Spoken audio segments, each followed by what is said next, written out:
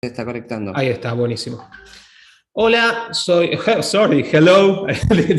Hello, I'm Federico Fernández. Just before I start, I will switch to Spanish.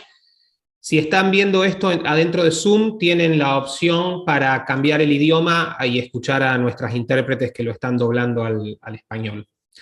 I'll switch to English now again. Well, welcome to the second webinar of the International Forum for Peace and Human Rights, that is organized by Fundación Internacional Bases and sponsored by the Friedrich Naumann Foundation. I will leave on the chat the link for the first webinar that we have already organized, which was focused on the women's revolt in Iran, with the participation of Emilia Jabnan Yazdami, former ambassador Diego Guelar, and the historian Ricardo López Gettig. What the women in Iran are doing is indeed heroic, and also heroic is what these three gentlemen who are accompanying me today have done and are doing regarding Ukraine. Today we will discuss the Russian invasion and the reaction of civil society, especially of freedom lovers, to that invasion. And moreover, how cryptocurrencies like Bitcoin can help fight an oppressor. For that, let me quickly and very shortly, and I have butchered the CVs of the three gentlemen who accompany me, but just let me introduce them very, very shortly. Andreas Jürgens studied communication, media sciences, and psychology. He then founded Sons of Libertas, an online platform with an average reach of more than 1 million people monthly. In 2016, Andreas started the Freedom Today network, and he's currently its CEO.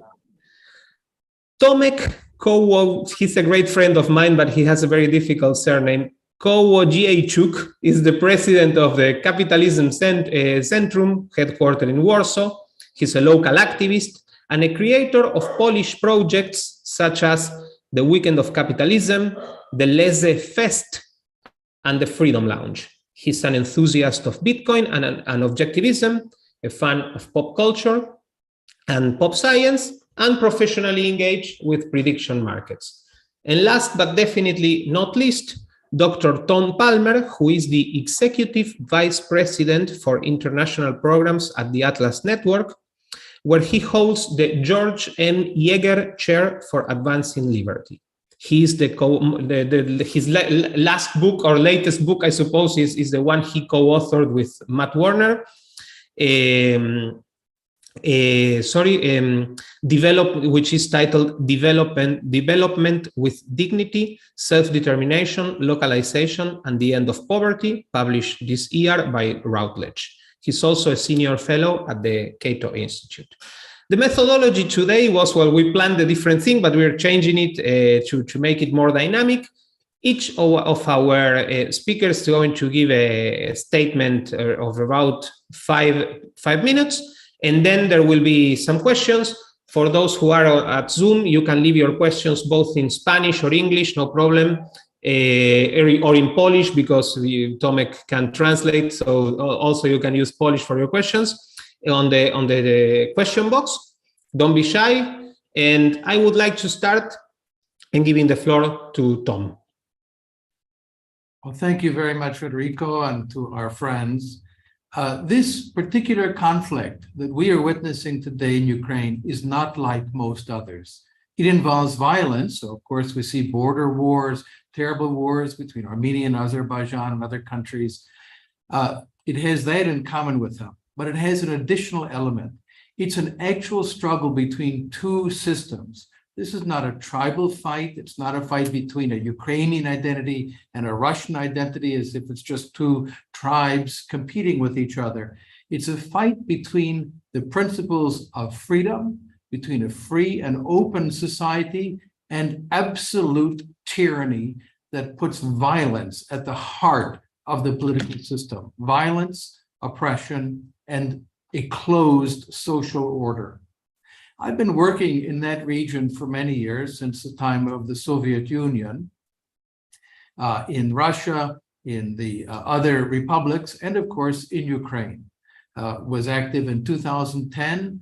After 2014, when I worked with Kaka Bendukidze, a very important classical liberal economic reformer from Georgia. We organized the Emergency Economic Summit for Ukraine as the country was spiraling downward in a crisis, a political crisis, a financial crisis, and an invasion by the Russian Federation. At that point, classical liberal pro-liberty activities really began to spike. There's nothing like being invaded by a dictatorship to get people really interested in the principles of freedom. And the liberty movement grew within Ukraine and began doing some really important and exciting things, bringing about successful reforms in land law to allow there to be a free market in land and many other fields. Recently, with the invasion, I should say the second part of the invasion, the first part starts 2014, then February 24 of this year, I was working with our colleagues, in contact with them. I was in Istanbul in COVID quarantine, so stuck in a hotel room for 2 weeks, and but in constant contact with our friends. We organized a Zoom call with 3 of our partners and 362 partners from all around the world, Asia, from Europe, Latin America, everywhere. And we raised over $500,000 within a day for the Ukraine Freedom Fund. And we've since increased that, more fundraising that goes 100% to our Ukrainian partners to be used to buy emergency supplies and life-saving needed supplies. But in addition, I got a call on my Telegram channel from Andres Jürgens, who really is an innovator. He's a guy who just can't stand to do nothing. And he said, Tom, we have to do something. And he was exactly right. And he really kickstarted so many of us into saying, let's begin ourselves to help people. So as soon as I got out of quarantine, when I got my negative test, I was on a plane to Warsaw, bought some really warm clothes in Turkey, went straight to the airport, and then met with our friends, Tomek and others, bought an old beat up car, a 2002 Dodge Voyager van, and that Tomek helped to find, and we began to get supplies and load them and take them back and forth. These 2 gentlemen have a lot to say about that. They have really been on the ground when people need the help. Let me just mention, though, about the greater significance. Why should people in Argentina or Paraguay or Italy be interested in this question? What does it have to do with them? They live so far away. And I think the reason is that everything is on the table right now. Everything we have taken for granted. The ability to live your life in peace, the ability to speak your mind, the ability to worship God as you want to, whether it's in a Catholic church or Protestant church or Orthodox or mosque or synagogue or whatever you want to do with your life. Everything is on the table right now because we have seen the emergence of ugly, terrifying collectivism and the reemergence of ideas of war, genocide, and tyranny, the leader principle, or the Führerprinzip, as they say in German, that have been re-emerged. I am always cautious about making comparisons to the Third Reich. They're often in very bad taste. People talk about grammar Nazis and things like that, and I find that tasteless because it trivializes the horror of the Holocaust and of the National Socialist regime.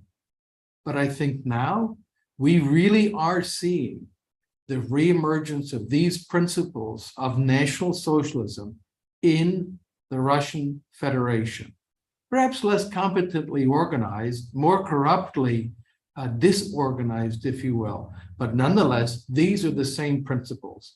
I recently wrote a paper on this for the Mont Pelerin Society, a meeting in Oslo, and the parallels between the 20s and 30s and 40s and today, intellectually and ideologically, are extremely striking.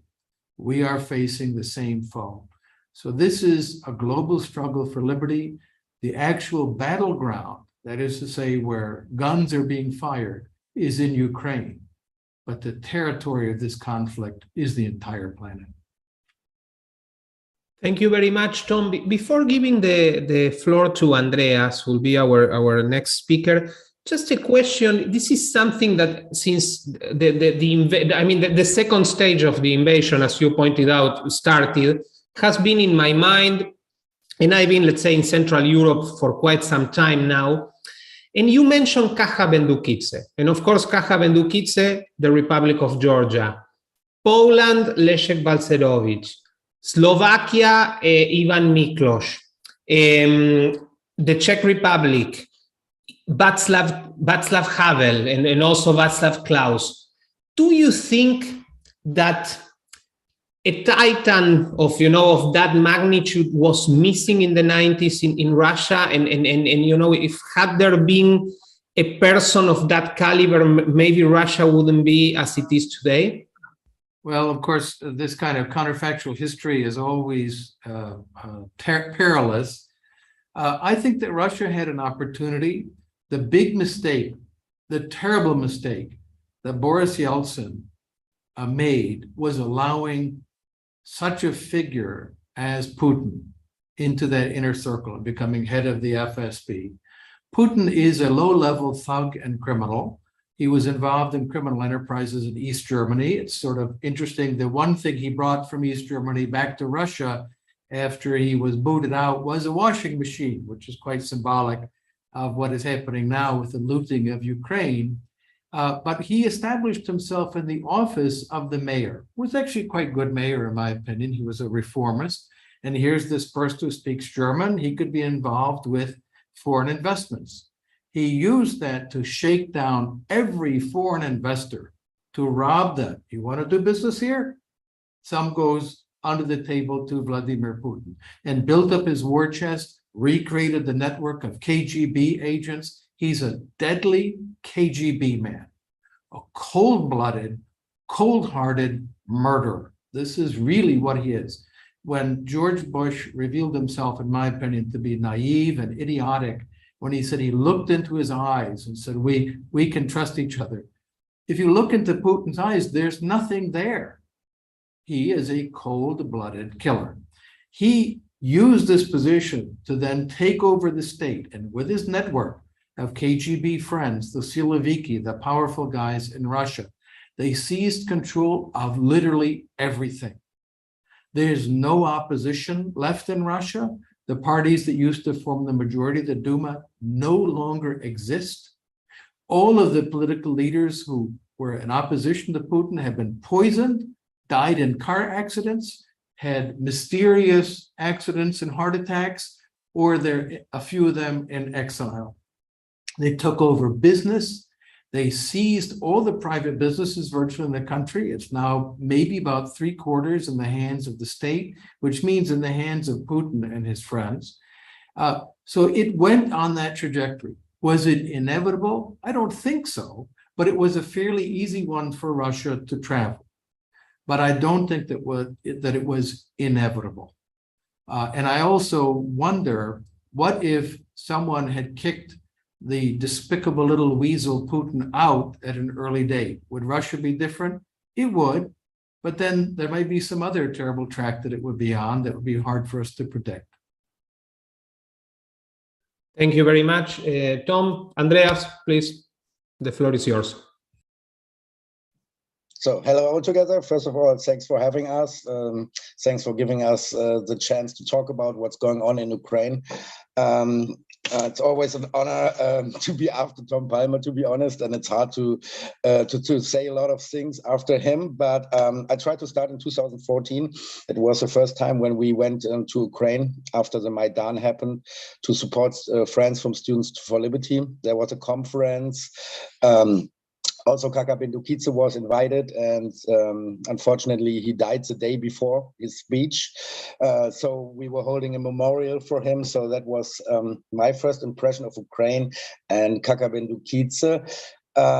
So then a few years later, we produced a documentary with Freedom Today. The title of this documentary was Russian Aggression and Western Ignorance. This is really sad to see because we were talking about that since more than 5 years, and we're warning people that Russia is planning an invasion of Ukraine. We also pointed out that Putin will take Belarus first in an easy stage, like he did. This is nothing else right now than an occupation from my point of view. They are shooting rockets from Belarus. The army is marching through Belarus. Goods were transported through Belarus. The only thing which is not happening is that Belarusian soldiers are taking place in the action. But this can also happen in the near future because Putin will force Lukashenko in a way. From my point of view, Lukashenko is just as long president of Belarus as long as Putin is in power. He would fall the next day if Putin would fall.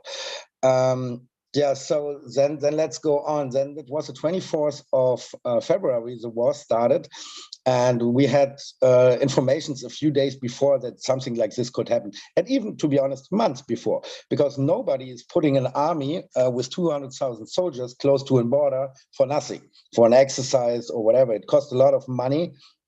If the troops are not where they used to be. So we were thinking the whole time, okay, what shall we do if it really happens? And we reserved a domain a few weeks before, was called, or it's still called standwithukraine.ch, because we were expecting something like that. And then we want to be prepared. Yeah, and then it really happened. I totally remember it. I was awake, I think, till 3 o'clock in the night. We're watching the news, we're talking with friends in Ukraine from all over the world. And then I fall asleep for 2 hours. And then I woke up and were watching my mobile and had like 150 messages and 30 missed calls. And I was like, oh shit, it started. And then I was like, okay, what shall we do? And like I said, we prepared already some stuff for donations, for helping. Okay, let's call Tom Palmer and ask him what can we do? How can he support us? So, and after that, I called Tomek, but I think Tomek can explain this call later in a better way. It was early in the morning, and Tomek thought maybe I'm crazy or I'm still on a party. What do you want so early in the morning? No, but it was super serious. Yeah, and then we started. We called other friends. It was like not even a network. It was a network of friends, a loose network of friends from libertarian circles. So then we called Fred Roeder. His wife Maria is also from Ukraine. And then we called the next guy and the next. And then we were, after a day or two, we were 20, 25 people. We organized us finally in a Telegram group, because in the first 2 days it was really, really stressful, because we were communicating via email, Signal, WhatsApp, Telegram. Nobody really knew where we were and what was going really on. So it was pretty hard. And then for sure it was also hard for us because we have a lot of friends there. So how do we get them out? Are they safe? Where are they? So how can we help? How can we help them? What do they need? Yeah. So first we were focused on getting people out for sure. This was the main focus, and we managed to get, I think, everybody out we knew or we know. That was pretty good. And then I decided personally with my Freedom Today team. So I asked two friends, let's say two workers, if they want to do it. And they say, if you come with us as the CEO, we would do that. I said, yeah, okay, let's go. So we went to Resistencia. I think Tommy can spell the name better. It's in Poland. It's a border town to Ukraine. So we were first filming all the refugees, and it was a horrible situation. There were thousands, hundreds of thousands of people crossing the border in the first days, basically mostly women and children, but also at the beginning some men or older men, but because nobody knew what was really going on. And then we decided to go over to Lviv. And then we said, like, okay, that was really dangerous, because I was personally nearly hit 3 times by a rocket. The closest rocket was flying like 50 meters over my head. To be honest, it's a really uncomfortable situation. Yeah, and then we decided, okay, we need to bring goods to Kiev, and these goods need to go to the front line and to other places where people are in need. So then we talk to other partners. For example, there's Natalia Melnik, who is doing an amazing job in Ivano-Frankivsk. They're running a children's hospital, and we try to organize them supplies because it's super important that children need to get their medicine. And in the last months, I think we did an amazing job with this initiative. We managed to bring millions of dollars into goods into Ukraine, cancer medicine, medical stuff, everything what is needed. So and we still on this track, because I mean the war is not over yet, not nearly. It's not like that the Russians are retreating. There are sometimes it can be also a fake, like in Kherson right now. It looks much more that they will that they will definitely defend Kherson, or they are so crazy to use whatever they mined already nuclear plants. We think about the whole time with Freedom Today to create an article. Everybody can contribute to that, to be honest. An article, it should be called Things Russia Would Never Do. Because right now the list is so long after the war started, because everybody is saying the same since the beginning of the war or before the war. No. Russia would never do this. Oh, no. Russia would never do this. And this list is so long, and everybody can contribute like in an open source project to that, because I think we can find a lot of stupid things they've already done. And just to come to an end, because we can go into detail more. Then we went to Kiev at the beginning of April, and the day after the Russians left from, I think their base was called in Nemeshayeva. That was a place in north from Bucha and Irpin and Borodyanka of Kiev, from where they shelled all the time Kiev and all the other suburbs. And we saw unbelievable evil things. We talked to victims of rape. We talked to so many people who were living for 4 or 5 weeks under Russian occupation. We were at the mass graves. And the worst thing is really right now, it's October. And I said in an interview at the beginning of April, if we don't stop it, or if we don't support these people in Ukraine, we will see much, much more of these mass graves. We will see much more of these, what happened in Bucha and Irpin. This is exactly what happened till now. And there was a French journalist, he was in Mariupol, and he was filming, I don't know, like around 8 minutes. And he has estimated that just in Mariupol, we talk about 85,000 till 100,000 graves. Thank you, Andreas. And before continuing with Tomek, just a quick question. Do you think these atrocities that we have seen in Ukraine are, let's say, excessive behavior from rogue units, or is it part of a systematic attack, that let's say civilians are considered as the enemy, as military personnel? There are 2 points to point out in that way. First of all, people need to understand the Russian army was always like that. The Russian army is behaving like that since more than 100 years. They behaved like that in the Second World War. They are really horrible. I mean, the Second World War in general, for sure. Right now here, people like, I'm from Germany, Tomek is from Poland, and Tom from the US. We could all come up with a lot of stories, even personal stories. The war was horrible, but the Russian soldiers did, especially at the end of the Second World War, unbelievable crimes to civilians. Yeah, they did it before, and they have done it all over the past. So I don't see any difference till today.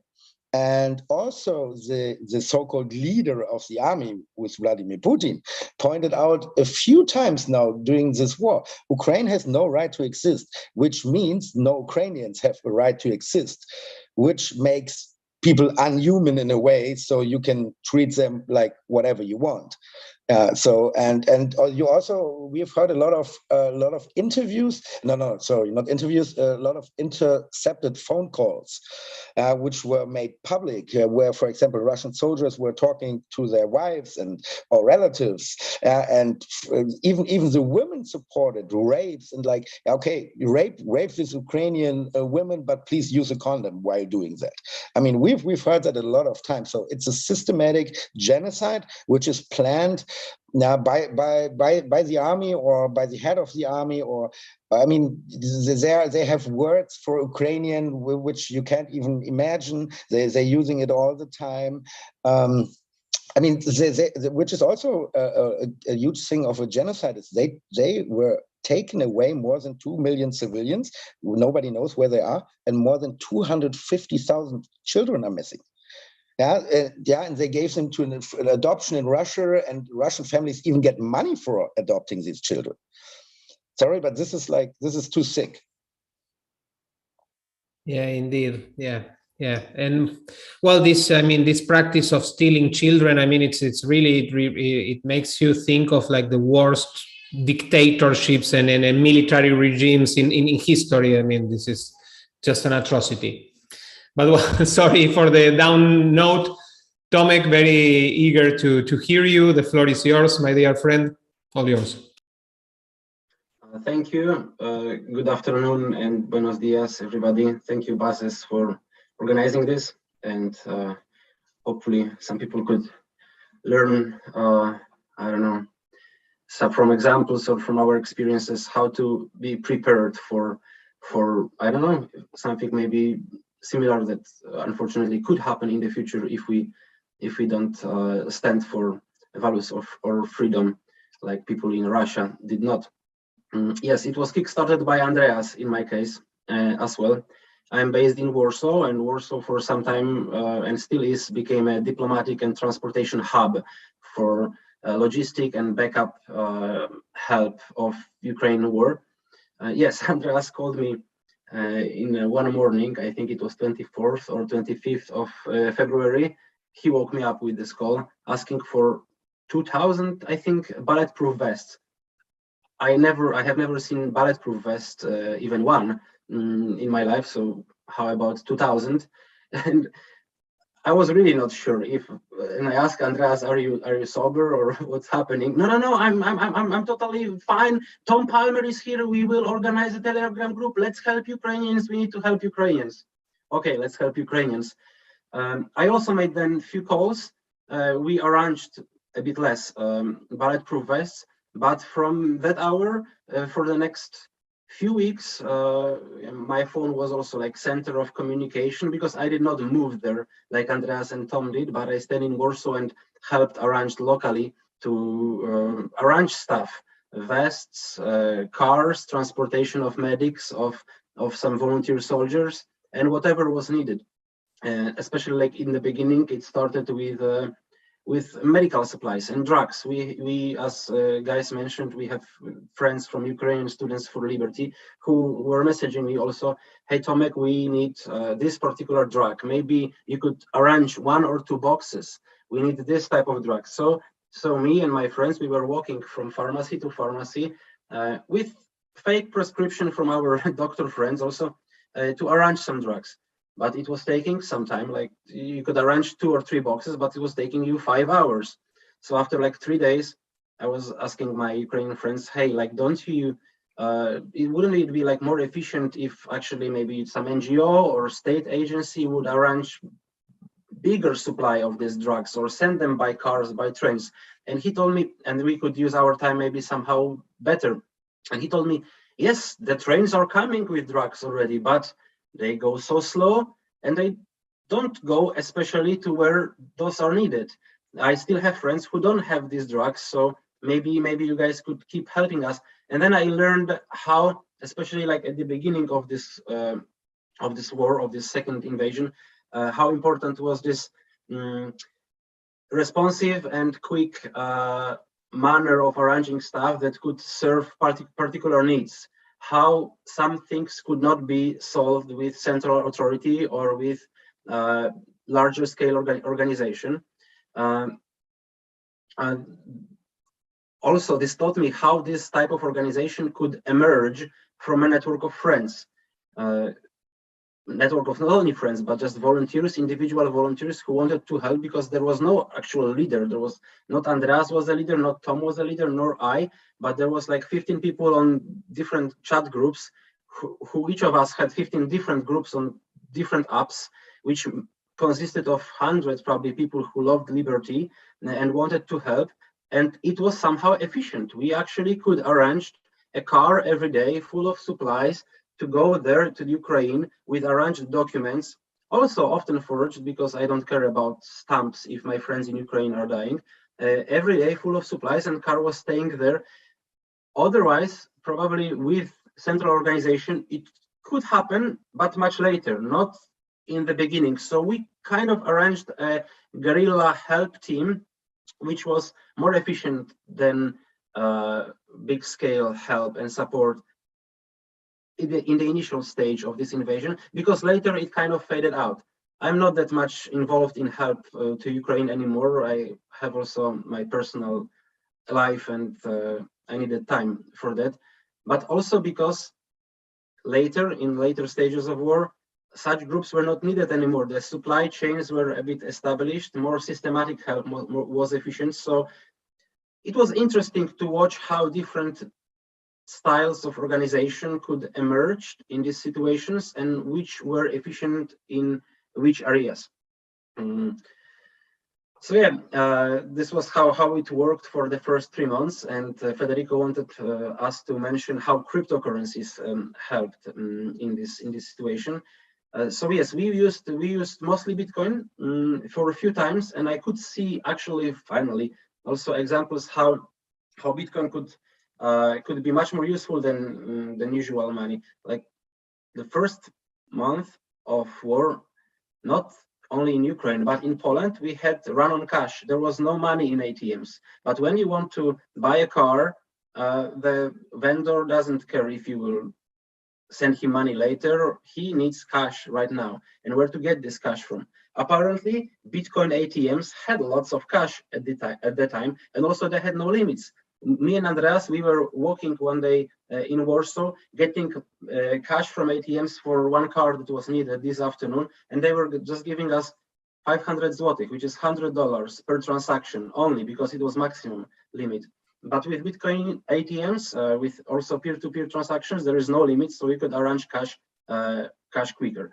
That was one advantage. The second advantage, and also example, with Bitcoin, you could do direct instant transfers to recipients. So people from Ukraine were sending individuals who wanted special help, like I need a car, or I need a box of gloves or a night vision. They were sending us money in Bitcoins, because if they would be sending through the Ukrainian banking system, for this to come to Poland, it would take like 2 or 3 days. We wouldn't have this money. If it would be weekend, you couldn't also get this.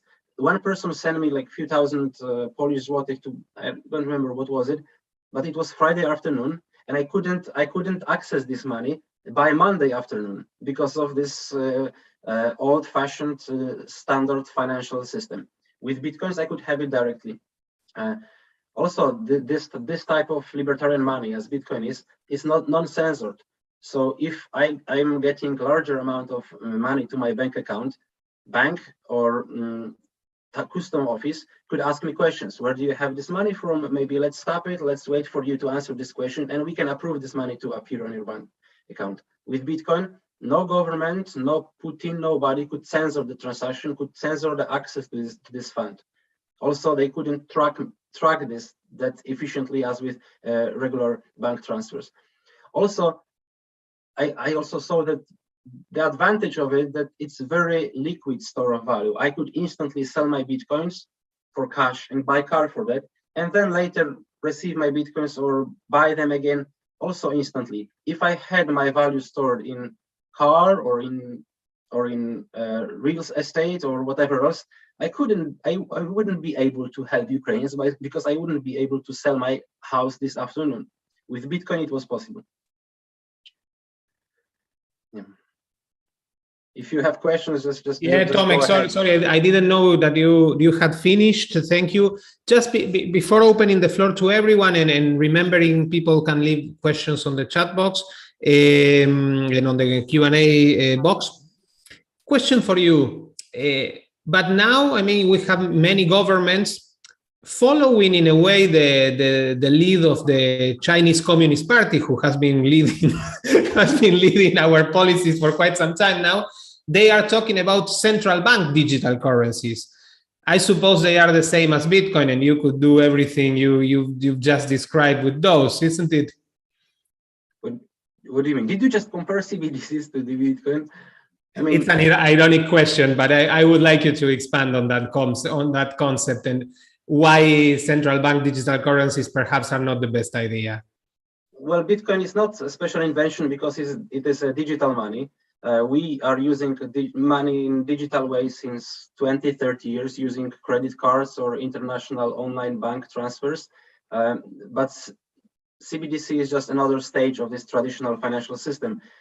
Bitcoin is revolutionary in the way that this money cannot be created by a magic wand or by any decree by any government or authority.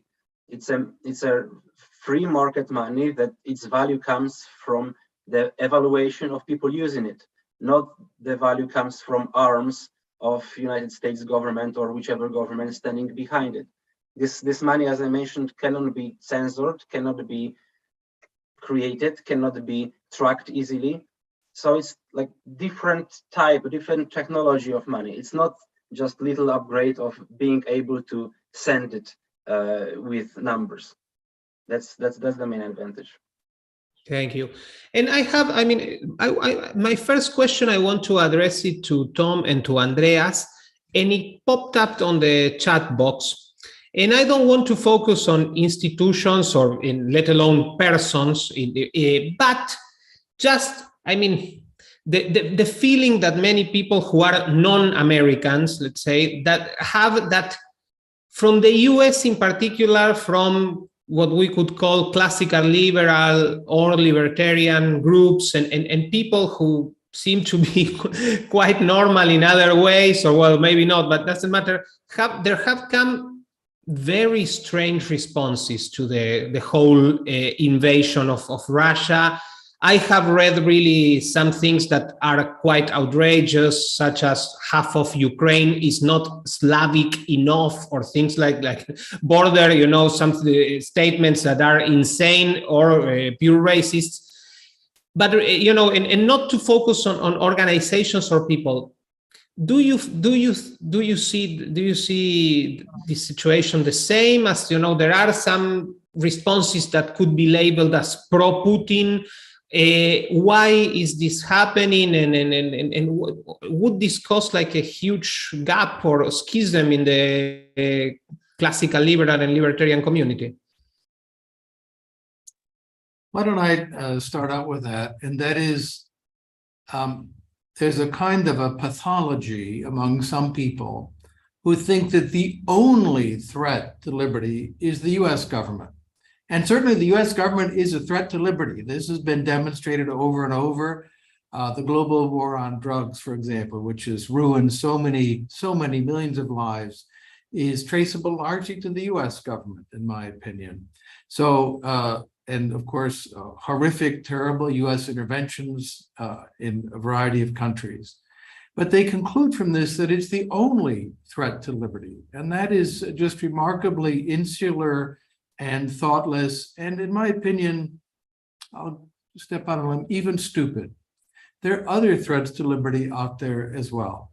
And the other element that fits into that to make it kind of a perfect ball of ignorance and foolishness is the idea that the enemy of my enemy is my friend. So if I designate the US government as the biggest enemy, and there's another state that's an enemy of that, then they must be my friend. But in fact, that other state is a brutal tyranny and quite horrifying, and not a country you would actually want to live in. Add to that a dash of simple contrarianism, the kind of attitude that says, I like to say things to shock other people. This is not libertarianism, it's not liberalism, it's just the introduction of teenage boy mentality into political discourse, or not even teenagers, more like preteens, the kind of boyish activities, say naughty words to shock the grown-ups. And I think that this has come to consume some elements of groups that have called themselves libertarian. Now, the Libertarian Party effectively ceased to be a libertarian party. It was taken over by really racist, scary, alt-right trolls. This is a problem with the American political system. It's a federal system. So political parties are organized by state. And there are 50 states plus the District of Columbia and some of the territories. And the consequence is if you show up to a state convention with 50 kooks, you can take it over because you'll now have a majority of the voting delegates. And this happened in enough of those places that political party, which is a marginal fringe political party, but it carries that big L name along with it, was taken over by people who think it's funny to joke about the Holocaust, who make comments about Hitler and so on. It's hard to imagine anything further from the idea of liberty than the contemporary party called the Libertarian Party. I'm sad to say that, but I think that's the case. Now, there are other groups that have taken a more nuanced view that I think deserves a hearing. Should the United States government as such become involved in the support of Ukraine? Well, that's an important policy question. And reasonable people can advance arguments pro and con on that question. The US has long had a kind of an advantage of being more isolated from Europe and Asia by these big oceans. And so people felt, well, we don't have to worry about what's happening over there. I think those days may be behind us. But again, that's a reasonable conversation for serious people to have. And I distinguish that from the crazy people who like to shock us by endorsing Putin, by endorsing genocide, by saying Ukrainians have no right to exist. It's a phony country and on and on and on. This just reveals that they have the intellectual depth of a 12-year-old boy who's out to shock his parents and the grown-ups. Andreas, you want to add anything? You're muted, sorry.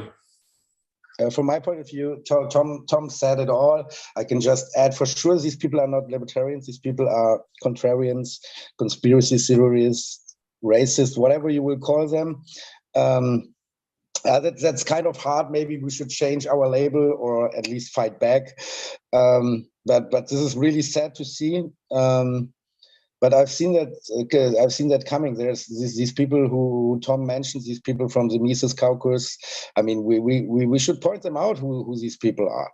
So and to be honest, I don't want to have something to do with them. Not because they made us look bad or something like that. No, because I mean these people are not libertarians. So and. It's hard for me to see how someone. I mean, I got the point. By the way, I'm not an American because you said that before, so Tom could explain it much better. But I can understand people, okay, that they have a problem with the U.S. government, like Tom said before. There was Iraq, Afghanistan, other things in the past, the war on drugs, the war on terror. For sure, but that doesn't mean that there are. I mean, that for example, Russia is our friend, or China in a way. China just made the president for like forever and changed the whole thing for him forever to a dictatorship. Also, they opened up the market for 20 years, but now they are changing again to really worse.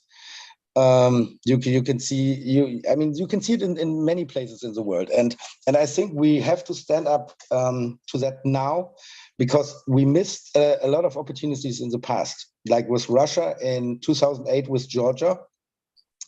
It should have been stopped there, or 2014 with Crimea. It could have been stopped there as well. And I think we should stop it now, because like I mentioned before, many people say, or like really experts say, look, what is Putin is saying, he wants to have back the Soviet Union. He said the collapse of the Soviet Union was one of the biggest tragedies of the 21st century. So this would basically mean We talk about Moldova, we talk about Poland, we talk about the Baltics, maybe Finland. So, and I think we should listen to what they say, because they said for a long time, we will attack Ukraine. And I know many people in the West said, no, they will not do that. But they said it the whole time. Yeah, and they did it. And I think if we don't stop it in Ukraine, then the Russian border would be exactly next to Poland, and this could end up in a really. I think it's totally different than people say. They say, as more weapons, if you put in now to the conflict will get bigger, or to a nuclear war. No, it's a totally opposite. You can see it right now. Like look at the things what the US, for example, developed, or some kind of stuff from Germany. The HIMARS, they work extremely good. And if Ukraine is able to defeat the Russian army, the war is over and everything will be over.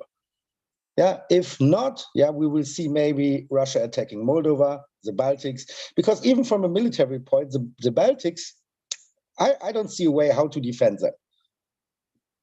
So, I would like to add something on a more positive note to this libertarian perception of libertarian stand towards this war in Ukraine, in which like probably some right-wing libertarians in the US made a bad service. But over here, this wouldn't happen.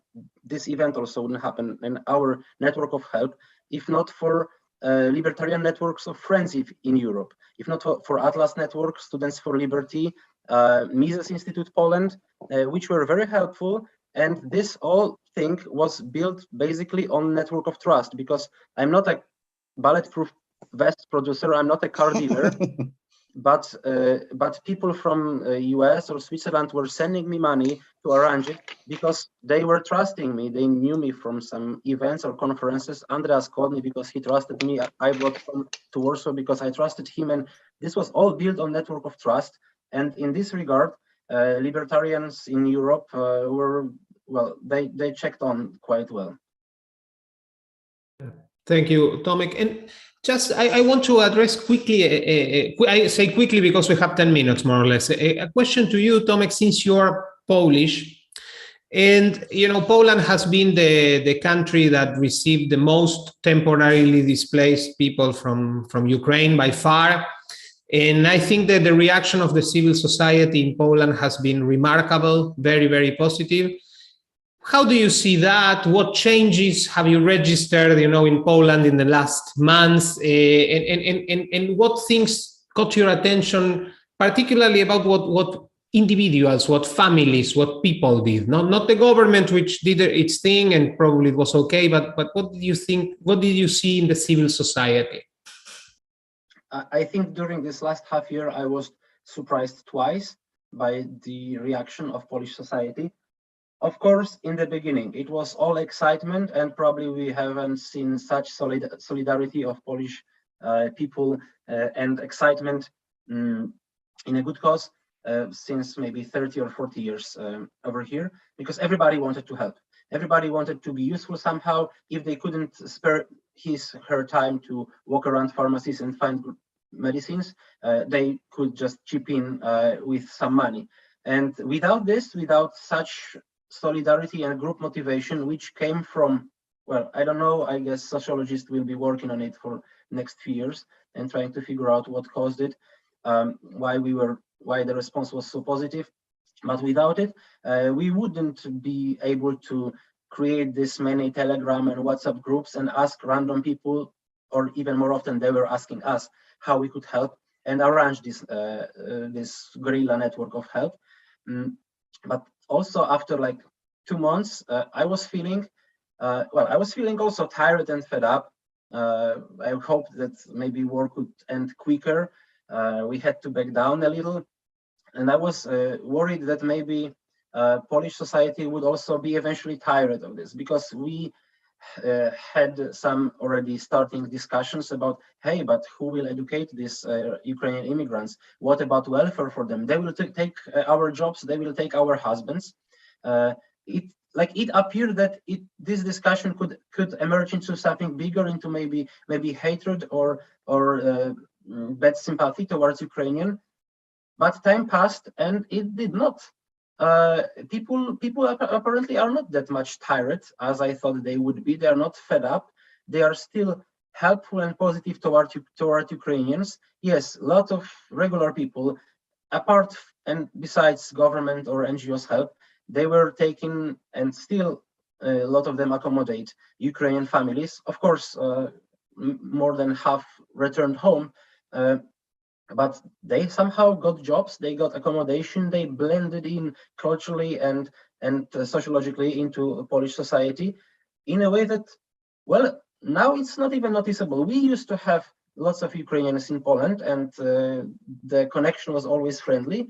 Now we have probably even more of them, and this is somehow done in such a nice manner that I don't see general public opinion being more negative because of them being tired of or fed up. So I was surprised the second time that there was no tiredness of societal attitude towards Ukraine. And Tomek, last one for you, I suppose, because of time, but there's one that was left to us on YouTube about Bitcoin, and the question is the following: why is trust better guarded by Bitcoin type transactions than through classic banking? Well, Bitcoin network operates on mathematical principles, and through Bitcoin mining, it's anchored into physical reality. You have to trust laws of nature and mathematics. I mean, maybe you don't have to, but they also don't trust in you. You have to be aware that the consequences are rather natural. When regular banking operates on trust based on human beings, which are fallible, however good the government or maybe dictator could be, you should never trust him 100%. And we can see over the years that bank frauds happen in regular banking system, then money creation happen to finance war, to finance political crooks, but in Bitcoin, it's just simply not possible. And well, just whoever asked this question could ask himself whether he trusts more in mathematical principles or he trusts more in politicians. Thank you, Tomek. And Tom, you mentioned during your opening speech quite a disturbing idea, which is the parallels that you found between the 1920s, 30s, and 40s and these times. We don't have, speaking of times, we don't have that much time, but it would be great if you can tell us a little bit about it, because I would like to hear your thoughts. In a nutshell, ideas that are being recycled, sometimes very explicitly, were called in the 20s and 30s the conservative revolution. And it's interesting because it wasn't conservative as people thought of conservative. Someone says, don't go too fast, be careful. That kind of conservatism has a wisdom to it. This was total alienation from the life of the present and the desire to smash it totally in order to create something worth conserving. So they were revolutionaries. These ideas are very much back, a total alienation from contemporary open society and a disdain for the institutions that make it possible. So Carl Schmitt, for example, in his Crisis of Parliamentary Democracy, said there's no democracy, there's no discussion, no one talks, it's all just corrupt backroom deals. And of course, we know there are corrupt backroom deals, but the ability to freely discuss things means there's some discussion also. And democracy in the liberal conception is government by discussion rather than by power or decree. This attack on liberal democracy is ongoing. It's happening in the United States, it's happening in Europe. And what is the alternative? The leader principle, or what they call in Russian, the strong hand. So we see Orban, Vox Party in Spain, which is a Francoist party effectively, Bolsonaroism, Trumpism, down the line. Put all of your faith in one supreme leader. Get rid of all this discussion and parliamentary committees and hearings and commissions, all that. No more talk, action for its own sake. So that's an element of it. This idea that was called decisionism, what matters again is action. Just take the decision. And who takes the decision? The leader will take the decision. And of course, who's promoting this in the biggest way possible? It's the Kremlin. Literally hundreds of millions of euros going into every, I shouldn't say every, almost every fascist movement in the world. And what's interesting is they fund far left movements. They're in alliance with the Maduro government of Venezuela, with the Cubans. They're in alliance with the mullahs in Iran, and all the fascist parties across Europe and little fascist movements in North America and Latin America as well. All of them attempting to destroy the idea of people living together in an open society. Okay, you have your view of life, I have mine. You go to your church, I go to mine. No, we're going to have the idea of a social order that is coordinated by the leader. Everything brought into line, as the Germans call it, the Gleichschaltung, that all institutions are to be brought in line with the ideology of the ruler and of the ruling party. And these ideas, man, they're all over. There was a piece just a few days ago in an American magazine called The Federalist, not to be confused with the Federalist Society, which is a legal society, but it's a far-right magazine. And the guy just recapitulated the whole case of the pre-Nazi movement. He said, we shouldn't call ourselves conservatives anymore. There's nothing to conserve. Smash and destroy everything and build a new order. This idea is authentically terrifying, and it is now becoming ascendant on what is called generally the right side of the political spectrum. It's a betrayal of not only liberalism, it's a betrayal of authentic conservatism. Those wise people who are inspired by Burke, I'm not a conservative myself, but smart conservatives have something important to add to the political dialogue. Don't go too fast. Don't just abolish things that you don't understand. There's wisdom in that. These people do not share that wisdom. They're revolutionaries out to destroy the institutions that make possible coexistence in a pluralistic society. So this is, to me, it's authentically scary. I did not think in my lifetime that the ideas of that period of time after 1945 would be resurrected and would now become ruling political ideas in a number of countries around the world. But it's happening. Yeah, thanks, Tom. And Andreas, just to wrap up, I want to ask you two questions. Firstly, how do you've been to, I don't know if you're in Ukraine right now, but you've been there several times, you're constantly going there. How do you see, the morale there of the people? Do you see, I mean, I'm not the soldiers. I mean, if you have been talking to the soldiers also, you can tell us, but the civilians, the people who probably, maybe now some of them are being bombed in these terrorist attacks that Ukraine is suffering. And the second question has to do with, let's say, you're our resident German here. How do you see the actions of the German government? Because as you know, let's say there has been a lot of criticism towards, particularly coming from other countries in Europe, towards some sort of ambiguity of the German administration. So first of all, the morale of the Ukrainians is amazing. I mean, I really have to smile when I just think about it. I mean, they are going through, I think, the hardest time of their life. Many of them already lost relatives, friends. Nearly everybody now knows somebody who died. They're getting constantly, there are air raids all the time. A few days ago, hundreds of drones attacked Kiev. The drones they got from Iran.